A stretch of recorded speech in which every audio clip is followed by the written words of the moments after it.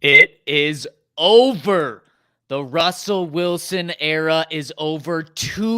Less than 2 years after it started. I cannot believe just how disastrous it was. The Broncos just a few minutes ago officially informed Russell Wilson that they have released him and will release him right after the start of the new league year next year. And we're going to break it down on the DNVR Broncos podcast on an emergency show for not the emergency that Broncos country signed up for 2 years ago, Henry. Yeah, no, it didn't go well. I mean, you look back, so what? It's the 9th pick, the 40th pick, 145th pick, the 5th pick, the 37th pick the next year. Drew Lock, Noah Fant, Shelby Harris, and then what? That would be like 120, I think 122 million minus whatever he signs for with his next team. So that'll be the vet min. 1.5 million. Oh, yeah. So it's like 120.5 million, all of that for 2 years and 11 wins. So and 19 losses, 11 wins, 19 losses. And honestly, one of D's are what describe this. Disastrous, devastating, dangerous, because this was as bad as it could be. Henry, the Broncos signed Russell Wilson to a 5-year, $242 million extension that he played 0 snaps on. He played 0 games on that extension. So the trade was awful. The extension was even worse. And now the Broncos have to deal with this moving forward. We knew it was coming for a couple of weeks, months now. Sean Payton tried to make it work with Russell Wilson, and 26 touchdowns, 8 interceptions was not it, because he did not work in Sean Payton's system. When Sean Payton took this job a year ago, he said, I will give Russell Wilson 1 year to see if we can make it work. And with 2 games left in the season, Sean said, I'm done. Jarrett Stidham gives me a better chance to win than a $50 million quarterback and Russell Wilson. This thing is over. So what this means by the Broncos informing Russell Wilson that they have that they will release him next Wednesday is it means the Broncos, 2 things. The Broncos can split the $85 million in dead cap, which is a record, by the way. They can split that over the next 2 years if they want. There's 2 different ways they can do it. It can be about 40 each season, or it could be 54 this year and 30 next year. They can split that over the next 2 years, or if they really want, they could take all 85 this year. I do not expect them to do that. They will split it. They are just deciding which way they want to split it still. But the $85 million is the biggest dead cap by far in the history of the NFL, Henry. Matt Ryan used to own that record, and he was at $40 million. Now Russ is at $85 million that the Broncos have to eat on their books. Yep, it's bigger than the next 2 is combined, which of course it is if the second biggest is less than half as much. Yeah, I mean, you mentioned Sean Payton said, or didn't actually say, but benched Russ for Jarrett Stidham, implying that he thinks that Jarrett Stidham is the better quarterback. Now, what you didn't point out is that he was very wrong about that. You know, as much as Jarrett Stidham showed up that first game, it looked like he did about the same thing Russ did. The stats would say the exact same thing. But quarterback rating, though, 87 compared to 90.9 for Russ during his time as a Bronco, which includes last year, which is worse.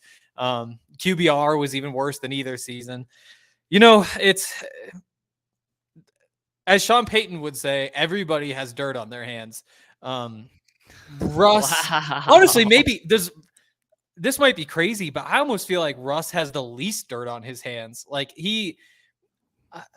only because he obviously didn't want to be bad. And I never got the indication that he wasn't working hard or whatever. He was what he was. The Broncos staff, front office, made a misjudgment on the evaluation there and thought that he was more than he was. The coaching staff, maybe you could say Sean Payton maximized him. I'm not sure that I would say that. I mean, they still only won like 8 games, and by the numbers, he was fine. His quarterback rating, that sort of stuff. He was like fringe top 10. Now there was other, the sacks that were his fault. Everybody has some blame here. And the blame on Russ is simply that he isn't what he was as a younger quarterback, which that's just what happens. And it's kind of out of his hands. Well, this was just, he did some other things. The Russell Wilson era, Henry, how would you describe it over the past 2 years? Just disappointing. It was disappointing. It's the slow realization that it wasn't going well was just not fun at all. Because it wasn't right away that you realized, obviously, you go into last season and everybody expects immediate success, like you're going to the playoffs. That first game, obviously a disappointment that they lost to the Seahawks. He also threw for 340 yards. And I mean, Russell Wilson, even at his best, was not a guy who throws for 300 yards. I wouldn't be surprised if that's happened, less than 20 times in his career. So to get that Russell Wilson in the first game, even though they lost and it was disappointing, there was still stuff that you like. And then you go the next week when, complete less than half the passes and you wind up with a win with 16 points over Houston. It's just this slow realization. And, even from there, 11 points was enough to beat the 49ers. And then you hit the losing streak, and that's when things really turn and you realize this isn't going well. Yeah, I would say disappointing is certainly the second word that comes to mind. Probably the first word is embarrassing. Just from everything on the field, off the field, Russell Wilson absolutely had his hand in that, but it was more than just that. Right when the Broncos got Russell Wilson and they had his press conference, the head coach, Nathaniel Hackett, was oohing and aahing over Sierra, his wife, at the introductory press conference. That was bad. Then the Let's Ride was disastrous. That was so embarrassing for Russ. It was embarrassing for the organization. It was embarrassing for Broncos fans. The more it went on, the more it became a meme, the more it became a joke. And then we get to the regular season.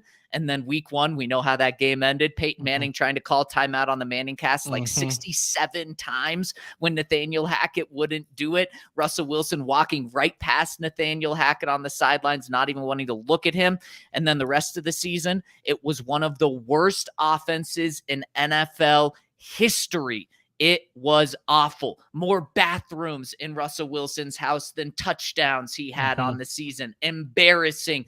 Then after they make the decision to fire Nathaniel Hackett, all the blame was on Hackett. They put all the blame on Hackett. Sean Payton came out. Well, no, first Russell Wilson came out and said, I want Sean Payton to be my coach. Be careful what you wish for. Because he shouldn't have wanted Sean Payton. Because Sean Payton, it took Sean Payton, 7 months for him to give his first full backing of Russell Wilson. And it came in that bombshell USA Today article by Jarrett Bell, where it was the 5th most important thing in there. Sean Payton never put his chips all in on the Russell Wilson thing. And then we see him get embarrassed on the sideline by Sean Payton as he was screaming at him on the sideline a couple of times, most notably in the Detroit game, and then benched to effectively end his career in Denver. I think 95% of Broncos fans are relieved. And who would have thought that would be the case, Henry, when less than 2 years ago, Russell Wilson in his opening press conference said, I want to be here for 10 to 12 more years and win, 5 or 6 more Super Bowls? And now we're sitting here less than 2 years later talking about how, okay, it's moving forward with $85 million in dead cap and without Russell Wilson. Yeah, I mean, it's rough. I mean, even the Let's Ride thing was a journey, because it starts out with the Let's Ride, and it was obviously nobody was ever trying to flatter Russell Wilson. It did come out as let's ride, and people kind of made fun of him. But at the same time, it was something.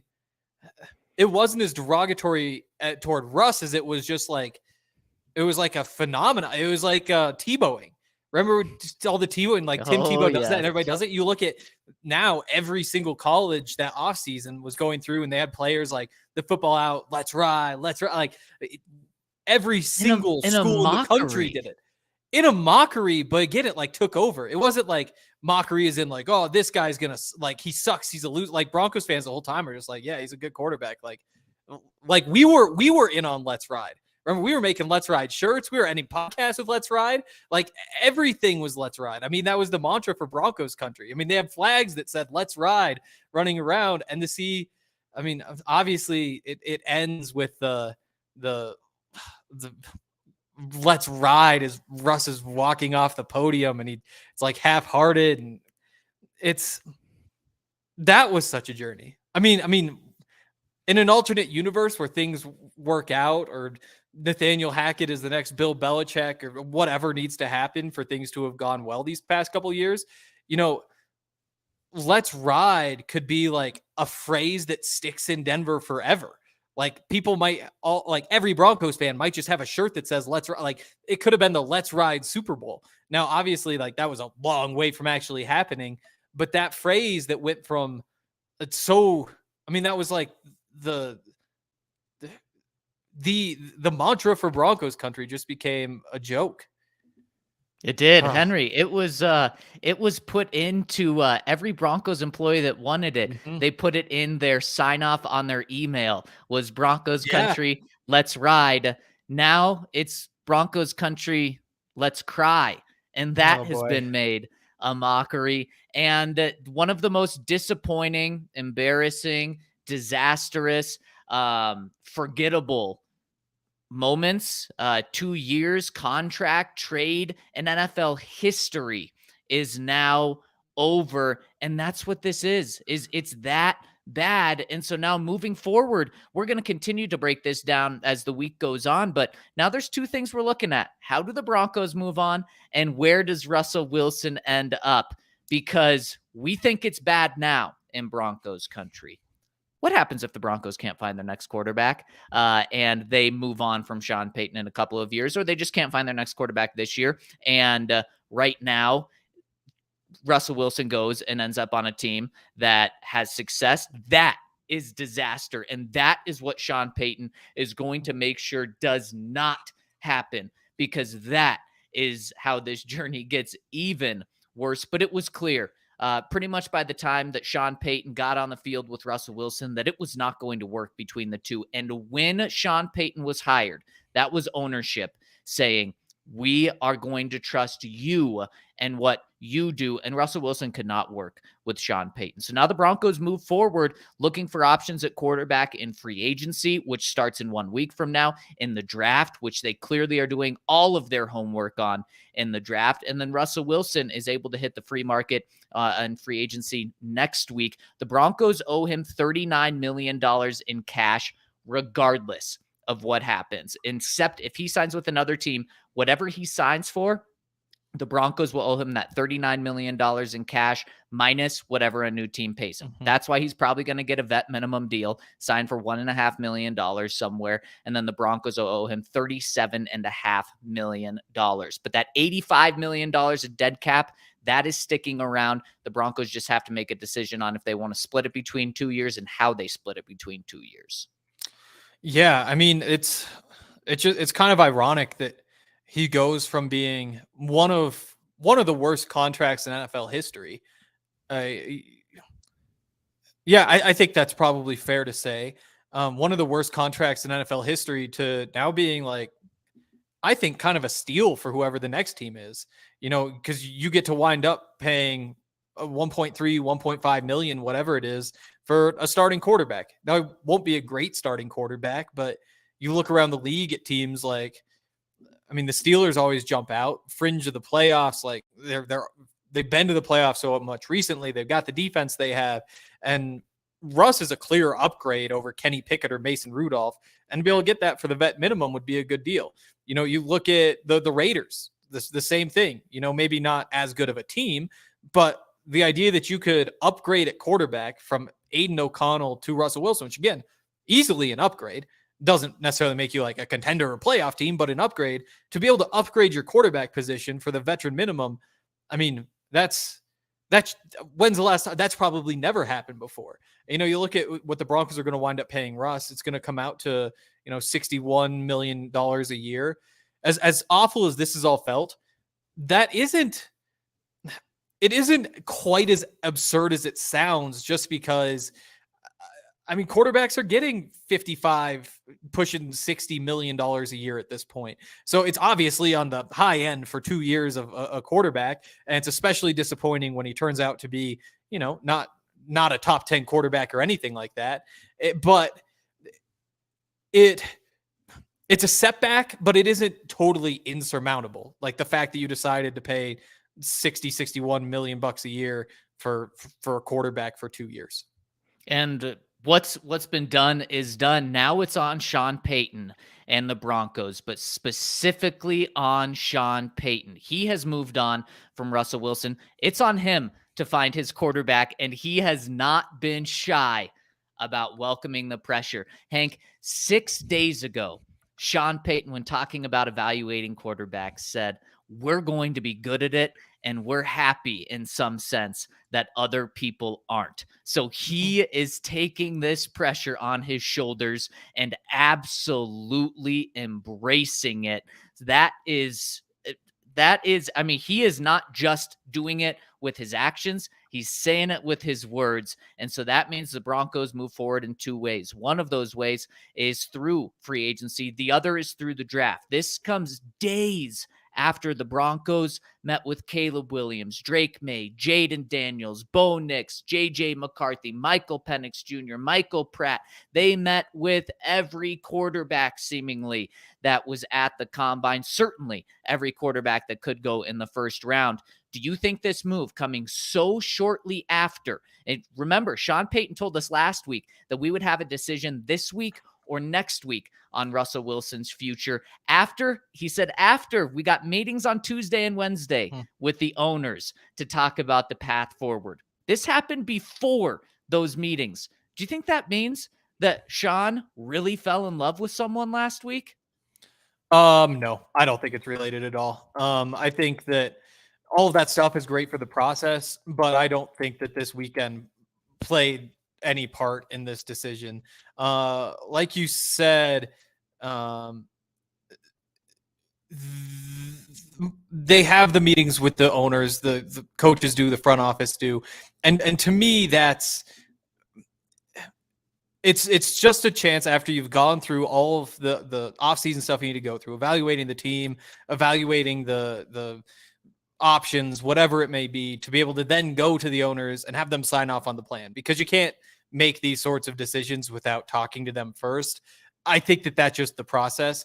I think that it's nice that it came after the combine so that they don't have to answer questions about Russell Wilson at the combine, instead of, this move coming on Monday, the day before their press conferences. Instead of having to answer 15 questions about Russell Wilson, they now don't speak until right before the draft. And there will be questions about Russell Wilson then, but there won't be quite as many as there would have been if they'd done this last week. Yeah, and here's the official statement. Let me read it from George Paton and Sean Payton, released by the Broncos. Here's the statement. It says, "We spoke with Russell Wilson today to inform him of his release after the start of the league year. On behalf of the Broncos, we thank Russell for his contributions and dedication to our team and community while wishing him the best as he continues his career. As we move forward, we are focused on building the strongest team possible for the 2024 season and beyond. We are excited to improve the off-season, this offseason, and we'll have the flexibility to get better through the draft and free agency." And all eyes turn to the quarterback position now. And kind of like you said, Henry, it sucks, the contract, the dead cap that the Broncos have. But when they split this contract up, what's going to end up happening is they're going to end up paying $50 to $60 million in cap space this year and next year to their quarterback position, including Russell Wilson's dead cap in there. That stinks. It's awful. That's a ton of money. but that's not unprecedented. There are many other teams this year and next year that will have $50 to $60 million tied up to their quarterbacks. For the most part, those quarterbacks will all be on their own teams for that, but it's not like you cannot construct a team around this. Now, if they were to decide to take the $85 million in dead cap this year, okay, that would be something that was unprecedented. They're not going to do that. They're going to split it up. But what this means is it's a lot of pressure on the Broncos' next quarterback to try to live up as closely as they can to that $50 to $60 million cap hit. Again, it's going to be tough, but now the pressure is on Sean Payton. Sean Payton is going to be the one that has all the heat now. Now he's going to identify his quarterback. He's going to get his guy. So the pressure's on Sean. Last year, the pressure was on Russ. The pressure has officially been put on Sean Payton now moving forward. Yeah, I mean, finding a quarterback isn't easy. I mean, he's totally right when he says, it's a good thing that it is an exact science, that all the teams don't know exactly what all these quarterbacks are going to be, because otherwise picking at 12 would mean that you're getting the fourth best quarterback. So you got to hope it works out. You look through, though, last year, Bryce Young, he was not good. CJ Stroud, he was good. Anthony Richardson was good before he got hurt, and those are your first-round picks. Year before, Kenny Pickett. We're bringing up Russell Wilson potentially going to replace him. Year before that, Trevor Lawrence. That's worked out.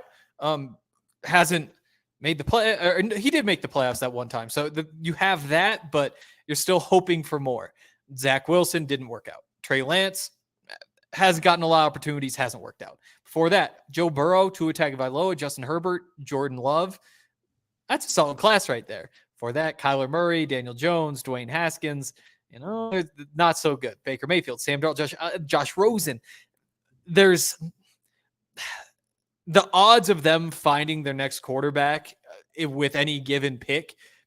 They're slim. It's probably, I'd say, like a 1 in 3 chance or so that you find a guy that you like, and there's no doubt that you're going to pick up his second contract, that you're going to extend him and keep him in Denver for more than 4 or 5 years. That's just the world that every team without a quarterback lives in, though, and the Broncos fans know that. I mean, it's what we've been talking about for the past 8 years now. Yeah, exactly. And now, along with the quarterback position, Henry, the Broncos, if they want to free up cap space, have many decisions they need to make really before next week, before free agency starts. And the big names that you're going to hear, because they come with the most cap savings. Garrett Bowles. If the Broncos move on from him, they save $16 million in cap space. Justin Simmons, if they move on from him, they save $14.5 million in cap space. Cortland Sutton, save almost $10 million. Tim Patrick, save $9.5 million. DJ Jones, save almost $10 million. Jarrett Stidham, who might be cut to say $5 million, or he might be the Denver Broncos starting quarterback next year. He's one to definitely keep your eye on. Sean Payton likes him, I think, more than the rest of Broncos country. Samaje Perine, they could save $3 million for. And then there's some other guys where they can save $2 to $3 million, but those are the big names. Henry, when I say those big names, who sticks out there? Yeah, I mean, the big ones to me, Tim Patrick, you save $9.5 million. That's probably a done deal. Maybe they decide to restructure and keep him for cheap, but you're saving at least $7-8 million there regardless. Number 2 to me is Jerry Jeudy. Trade him, save $13 million. That's another pretty easy one in my mind. And that one has to be a trade.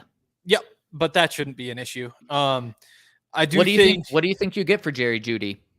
Well, I wrote this. I think you have. Yeah, this one was behind the paywall, so you have to be a DNVR diehard. I wrote that they trade Jerry and their 6th round pick this year for a 4th round pick.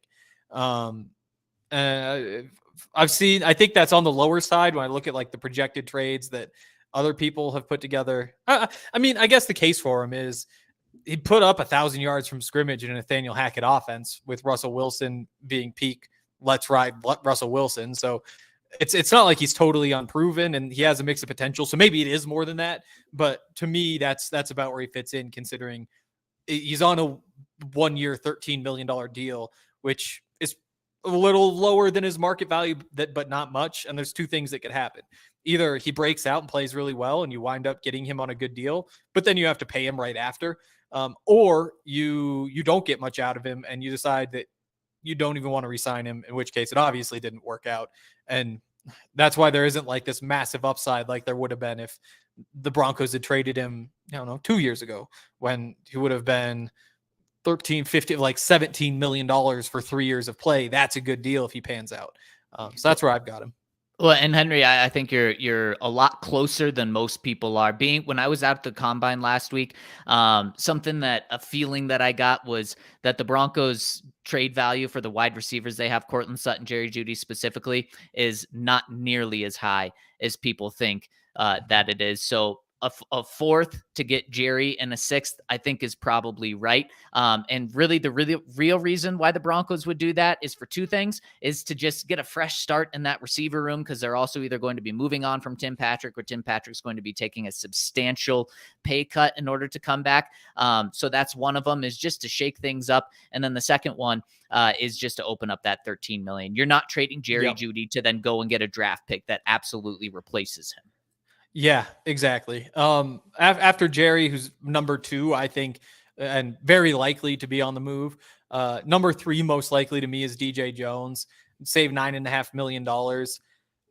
That's not a bad deal. And I almost wonder if they could find a trade partner. Probably not for much, because it's about market value. I mean, just for perspective, he's going to make $10 million this year, or $10 million average salary throughout his contract. Oh, look who it is. Can you believe it? No, where are you, Todd? It's happened, Todd. I'm in a parking garage in an undisclosed location. Oh, are you okay? Wow. Do you need like help? This sounds like you need Russ to come and pick you up or something. I mean, he definitely has some free time too, so maybe he can come scoop me. Wow, this is crazy to me. Tell us your initial reaction, Todd. I was sitting in a meeting, and then somebody just pulled out their phone and kind of, broke the news to everybody in the meeting. And I couldn't believe it. Nobody else could. I mean, we all knew it was coming, but it just feels crazy to be at this point and pay somebody that much money to watch them walk away and not need their services anymore. So we knew it was coming, but I don't think it took away any of the shock factor. Exactly. I mean, Wow. $39 million to not come back. How does that sound, Todd? I mean, I'll take it any day of the week. I think realistically, like, if I was Russell Wilson, I would consider retiring. Like, obviously, like, he has more to prove, but he is 36. His salary doesn't change this year, whether he plays or not, because of the offset. I'd be tempted just to have a nice house and call it a career. It's very tempting, but the great thing about quarterbacks now is that they can play into their 40s and still get bag after bag. So although he got 37 this year, in 2 years or next year, he's going to get more money. He's like, I'm not walking away. Even if I'm not myself and I'm not a starter, I can still get $10 to $15 million a year. I think it's too good to pass up. And another thing on top of that, we talked earlier in the show, Todd, just less than 2 years ago, Russ said he wants to play 10 to 12 more years and win, like, what was it, 3 to 4, 5 to 6 more Super Bowls. Yep. That was wild. That was aspirational. He was really going for it then. And then just a week ago, 8 days ago, he comes out on Brandon Marshall's podcast and said in the next couple of years, he wants to win 2 more Super Bowls.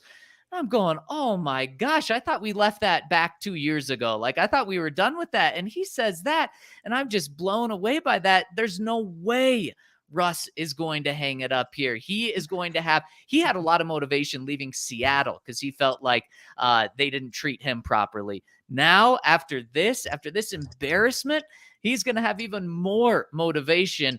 And I think for the Broncos, they better hope that he ends up in a bad situation, honestly, because like I said earlier, Todd, this is really embarrassing for the team now. But if Russell Wilson goes and has success somewhere else when the Broncos don't have success, this thing can get worse. Yeah, we'll never hear the end of it as Broncos fans. We'll forever hear about the time we let Russell Wilson go and he went on to win another Super Bowl. It is funny to see how those numbers and timeline has changed. It went from 12 years to 5 years and went from 6 Super Bowls to 2. I think he's realizing maybe it's not as easy to win them Super Bowls as he thought. Yeah. Was this the right move, Todd? I don't necessarily know if it was the right move because I'm thinking about the future. I think winning right now, it doesn't really do much for us. I don't know if Super Bowl's in the conversation as it is right now. So I want to win Super Bowl. So I think the best thing to do would have been to, eat these 2 years as though, even though it's not our favorite 2 years, we're pushing and moving towards winning Super Bowls as opposed to still dealing with the same money issues. Now we don't have a quarterback. We're definitely going to draft one now, but I don't think it solves any of our problems. So, do you still want Michael Penix? Did anything change with the combine?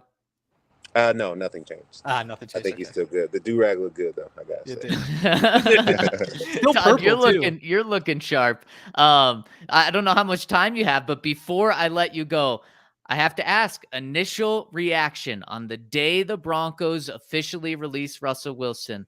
Who will be the Broncos starting quarterback week 1 of this year?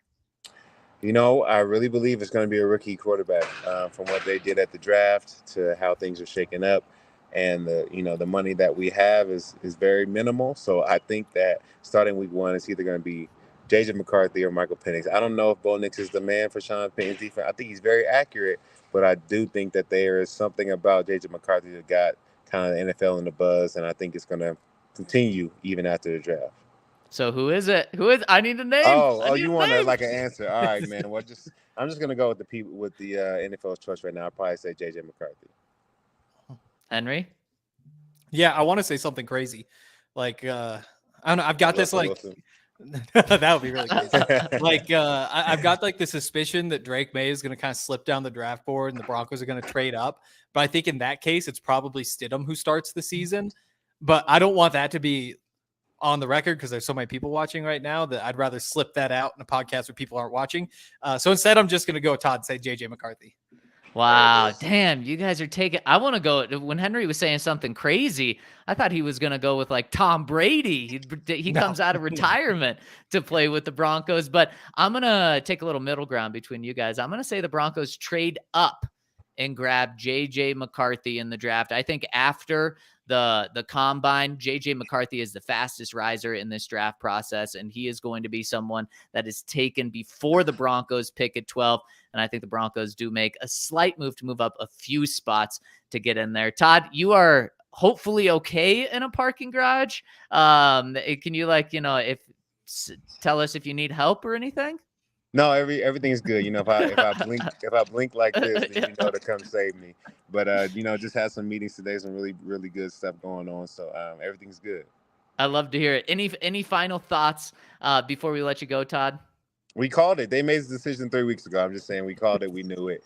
They tried to play with us, but us three, we always get it right. So once again, we nailed it.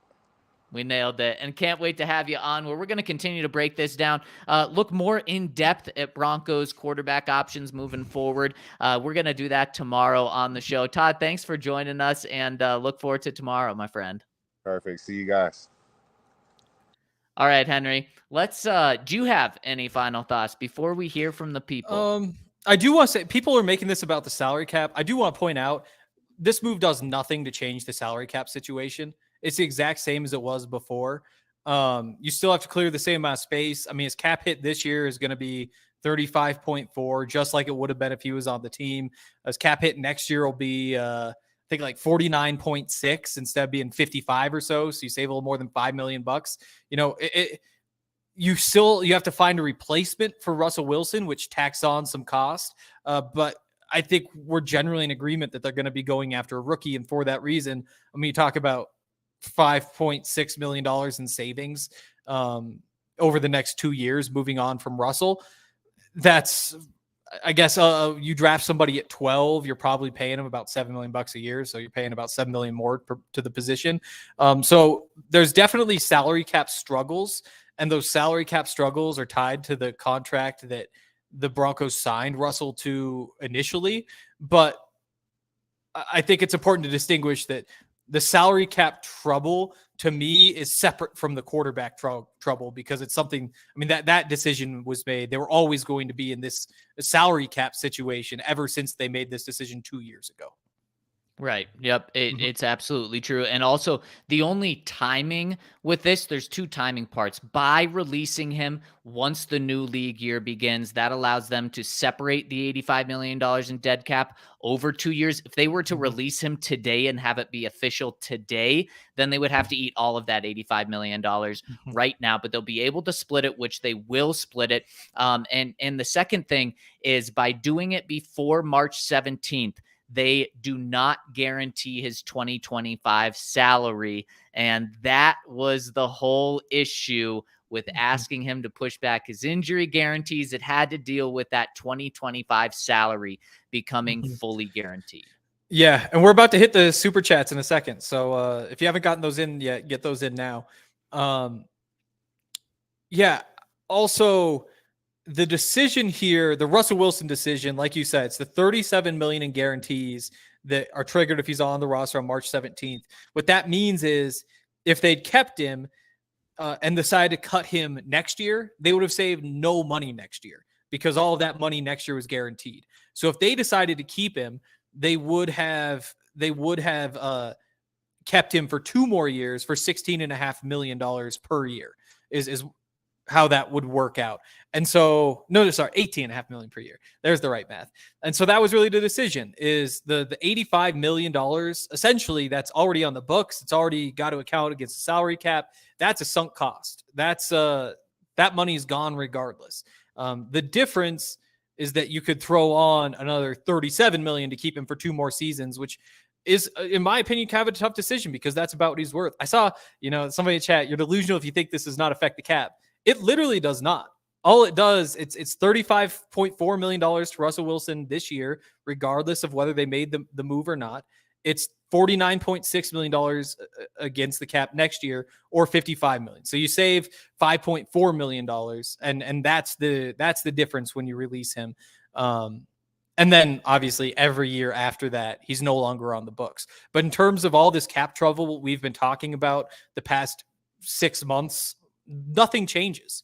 Nothing changes at all because we've known that depending on where you look, the Broncos are about $16 million over the cap this year. With or without Russell Wilson, $16 million over the cap.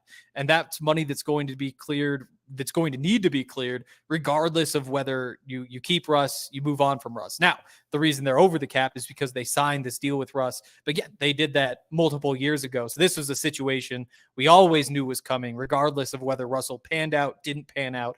They were always going to have to clear cap space right now. Yep, exactly. All right, Henry, let's jump into some comments. We got a super chat coming in from our friend Mike Trout, who says, I remember when Henry used to break the numbers down if we did cut Russ as a bit for the show. It used to be funny until now. Yeah, I mean, we all knew. I mean, it doesn't come up much right when you sign a guy. But every player, when you sign a multi-year deal, there are different points in the contract where you can move on from that player. And so, with Ben Powers, the Broncos hit one of those points next offseason. They'll have to make a decision there. Zach Allen, I think, starts at about the same point.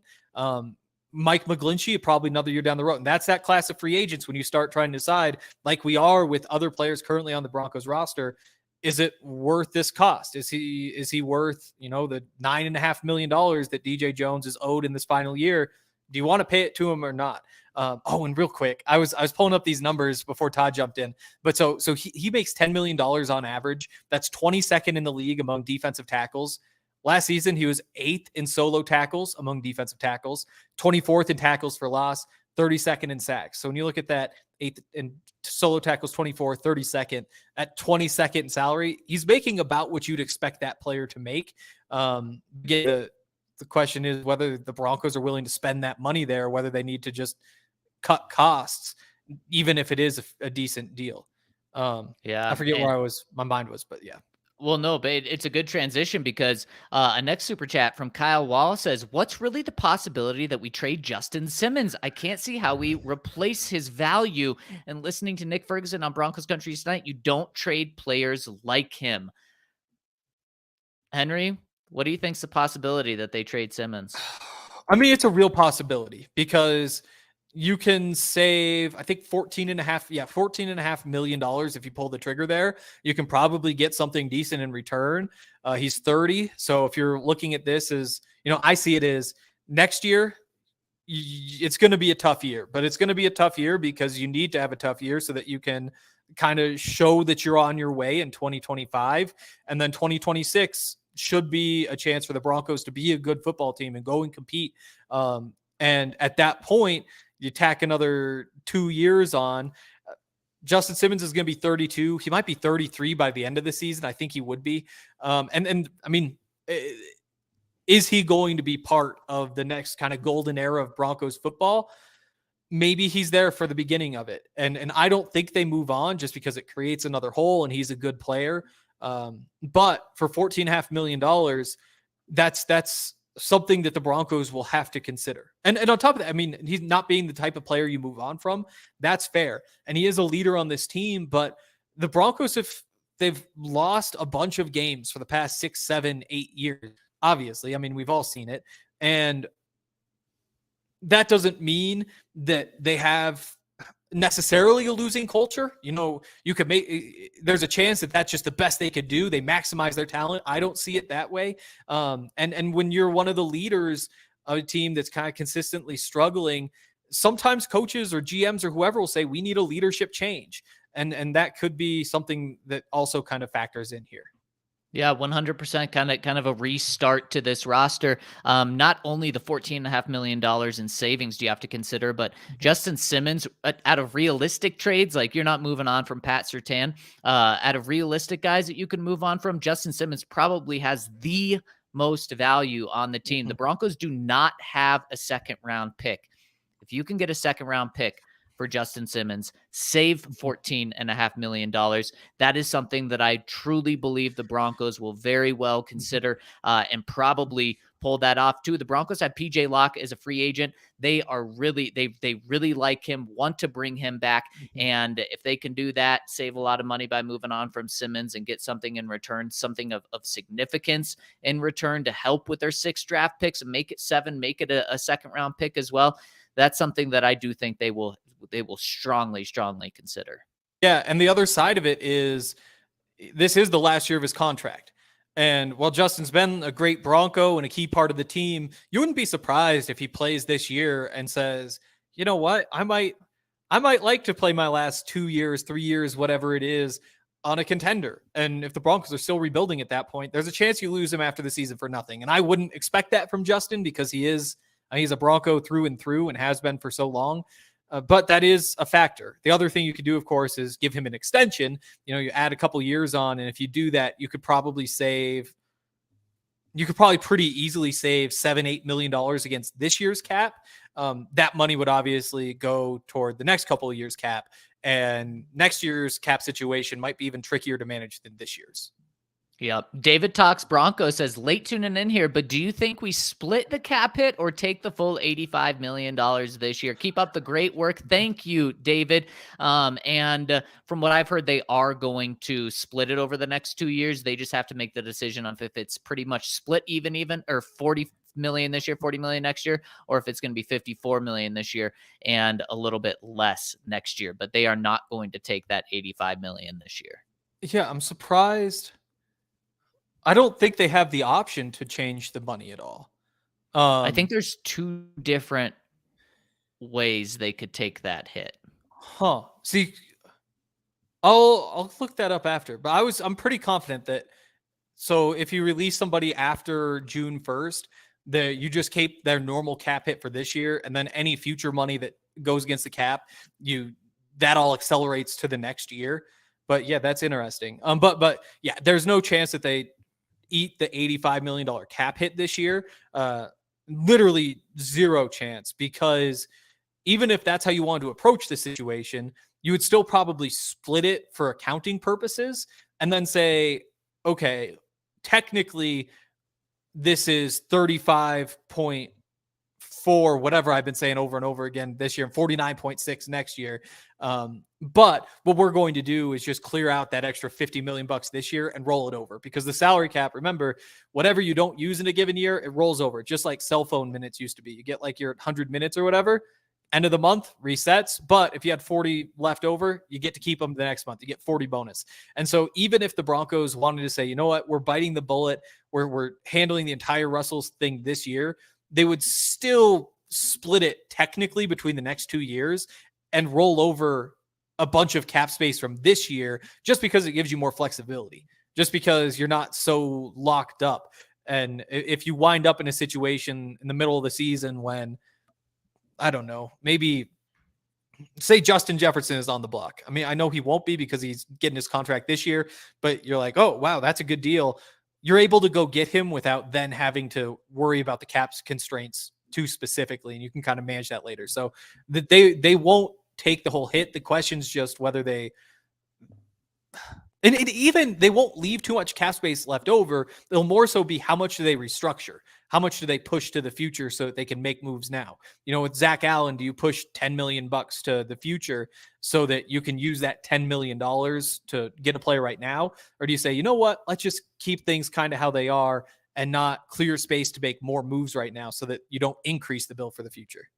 And who likes pushing things down the road when it comes to the salary cap? Oh, that's right, Sean Payton. He's a master at it. He did it for 15 years in New Orleans.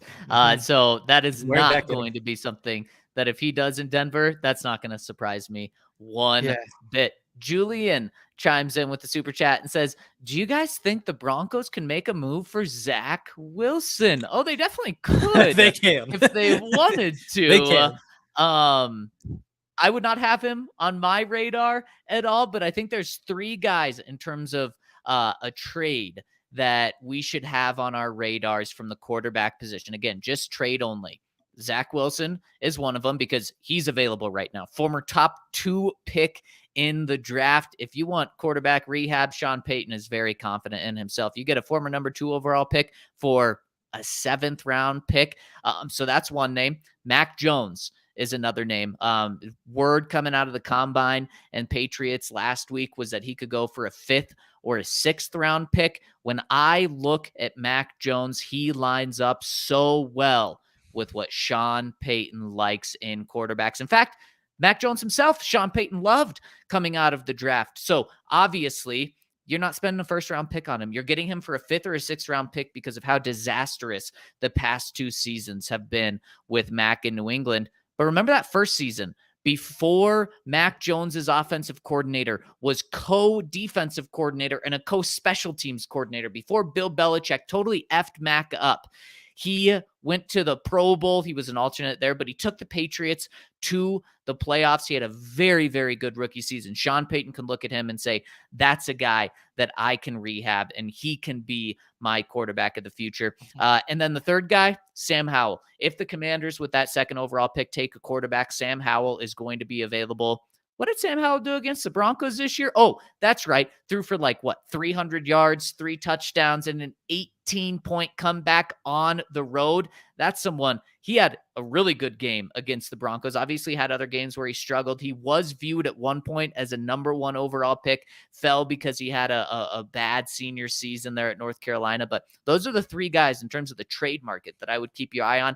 Justin Fields is the biggest name out there. I don't think he aligns with what Sean Payton's looking for at all. Yeah, I do think that there's something to when you're kind of reaching for the bottom of the barrel. Sometimes you don't get to play. I mean, you're not finding Drew Brees, obviously. And honestly, I think that's kind of a mistake people have made throughout this entire process, is saying he needs to find the next Drew Brees. Well, if he's trying to do that, things are not going to work out because there isn't another Drew Brees. All of those great quarterbacks are one of a kind, you know. Yes, he's made. I think people look and say, oh, he doesn't need a 10 out of 10 arm. He can get by with an 8 of 10 arm. You know, if you just need somebody who can process, make those throws over the middle, you know, he can be shorter. But it's almost to me like if, you know, Nikola Jokic retires and that first offseason, the Nuggets obviously need a center. And so, you know, ESPN's out there saying, you know, Michael Malone, he doesn't necessarily need an athletic center. He can have a guy who doesn't really run or jump all that much. And it's well, no, that works because it's Nikola Jokic. And so I do think that this is kind of, it's a broad pool. And since with any of those guys, there isn't much hope that you're going to find, you know, an all-pro type of quarterback. I'd be curious going back to see who from the quarterback position has, has had his team move on from him in his first 3-4 years and has turned into to be a great player. There's probably some Pro Bowlers in there, but there aren't game changers. You're not getting one of the 5-10 best quarterbacks in NFL history, which is what Drew Brees probably is. So yeah, I do agree. That's probably the list though. Is Justin Fields is tempting for some reasons. You can, if you can teach him enough, he could be a good quarterback. He hasn't really shown that he could be an NFL passer. But for the next 2 years, if you wanted him, you run a bunch of RPOs, run a bunch of read options. You're going to win more games doing that than you would rolling Jarrett Stidham out there. And I think that's a perk. And if you're able to develop him to the point as a passer where you think he's, a quarterback who could win big games, then hey, you got lucky. With Mac Jones, yeah, rookie year was solid, very similar statistically to Russell this year. And the 2 years since, I think he's completed like a dozen throws outside the numbers, more than 10 yards downfield. It's just kind of that noodle arm. He's not really going to throw the ball. He's not going to stretch the field in all these different ways. Like I think in a pass-heavy, quarterback-driven offense you really want. I think that kind of limits him. And then Sam Howell, yeah, I guess he probably has the most upside just because he's in kind of that Baker Mayfield mold, and we haven't seen as much bad from him as we have those other guys. And there's just a little bit more unknown there that could pan out. Yep, exactly. Next question coming in from Real Truth says, I'm curious, if Russ signs, let's say, a $10 million contract with the Steelers, does that mean his dead cap hit is $10 million less for the Broncos? Real truth for you, Real Truth. No, the dead cap won't change for the Broncos, regardless of what contract he signs. The only thing that changes is the amount of cash, like actual money, that the Broncos owe him this year. The Broncos' dead cap is going to stay the same, which is a massive bummer. I think that it actually would change because really? The dead cap? Yeah, because right now it's all factored in as his guaranteed salary, which is $17 million. But that guaranteed salary is what changes based on this. So yeah, it's because the cash has to equal the cap. So if I mean, again, it's not going to be $10 million because if you're Russell Wilson and the Steelers, you can either go to the Steelers and say, I'd like $10 million, please. And in that case, the Steelers lose $10 million in cap space. The Broncos gain $10 million in cap space. And you still get the exact same amount of money you otherwise would have gotten. Or you can say, I'll just take the veteran minimum and the Steelers pay whatever, $1.5 million, and the Broncos gain $1.5 million in cap space. Like you want that cap space to be used by your new team, which is better. So you'll wind up with another $1.5 million. So it probably won't be 85. It'll be like 83.5 or whatever. Wow. Okay. Well, we'll have to follow on that. So I hope he gets a ton of money somewhere else, but he's not going to. There's no reason unless he can get more than he would. I'm not sure if it's just the salary or if it's the total cash, because that total cash number, it's 17 plus the option bonus, which is 22.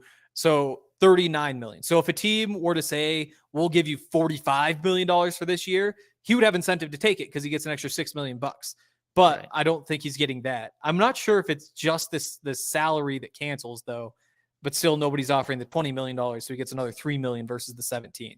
It'd be great if it happened, but there's no chance that happens.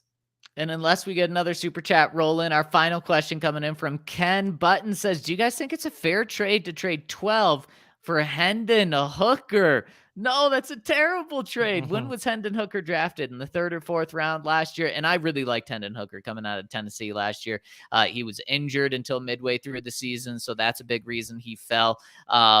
If you're the Lions and you get offered that, you take it and run with it and in a heartbeat. No, I think for Hendon, you're probably giving up a 3rd or a 4th. Maybe they can get a 2nd. I'm not exactly sure what Hendon Hooker's market is, but no, you're not trading a 1st round pick for Hendon Hooker. Yeah, and they're obviously not trading him either because why would you? You have a young quarterback. You might as well just let him be the backup, and if something happens to Jared Goff, then you get to see what he can do. Yeah, unless you get the 12th pick in the draft offered for him, then you take it and run with it. And we're going to take this show and run with it. Henry, it has been a wild ride over the last 2 years. And we're going to be back tomorrow at our normal show time at 11 a.m. with special guest James Palmer, NFL Insider, to help us break down where the Broncos go from here at quarterback, but then also what moves are they going to make? Trades, cuts, restructures. What is going to happen in the next couple of days? So leading up to then, thank you all so much for tuning in. Hit us with a thumbs up on the way out. It really helps us. We really appreciate everyone tuning in. And if you're new to us today, well, we do this 5 days a week, every single week of the year, Monday through Friday. In the off season, we're rolling at 11 a.m. Denver time. So we'll be back tomorrow at 11 a.m. Denver time on Tuesday. You're going to want to make sure to check out that show. And without further ado, Broncos country, let's ride on out of here.